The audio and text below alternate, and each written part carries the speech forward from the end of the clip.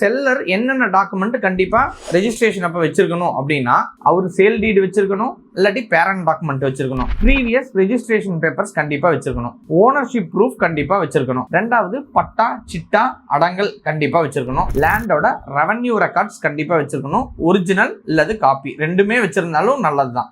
Easy கண்டிப்பா வச்சிருக்கணும். No legal டியூஸ் அப்படிங்கறத அது ஈசில இருக்கும், அது நம்ம செக் பண்ணிக்கலாம் மார்க்கேஜ் இல்லையா அப்படிங்கறத. மினிமம் 13 வருஷத்துக்கான ஈசி கண்டிப்பா வச்சிருக்கணும். ஆதார் அண்ட் பேன் கார்டு கண்டிப்பா வந்து கேவைசி ப்ராசஸ்க்காக வச்சிருக்கணும். ஸோ அது அட்ரஸ் அண்ட் ஐடி ப்ரூஃப்காக. என்ஓசி தேவைப்படும். எப்போ அப்படின்னு கேட்டிங்கன்னா, என்ஓசி பில்டர்ட்டையோ ஒரு அசோசியேஷன்ட்டையோ ஒரு ஃபிளாட் விற்கிறோம் அப்படின்னா கண்டிப்பாக என்ஓசி தேவைப்படும். ஒரு இன்ஹெரிட்டட் லேண்ட் விற்கிறோம் அப்படின்னா லீகல் கேர் சர்டிஃபிகேட்டுக்காக அந்த என்ஓசி கண்டிப்பாக தேவைப்படும். அதுக்கடுத்து லேட்டஸ்ட் டாக்ஸ் ரெசிப்ட்ஸ், என்னென்ன tax receipts, property tax, water tax, paid proof வந்து கண்டிப்பாக வந்து வச்சிருக்கணும். இந்தந்த டாக்குமெண்ட்ஸ் எல்லாமே ஒரு செல்லர் பாயிண்ட்ல இருந்து ரெஜிஸ்ட்ரேஷன் அப்போ கண்டிப்பாக மெயின்டைன் பண்ணும்.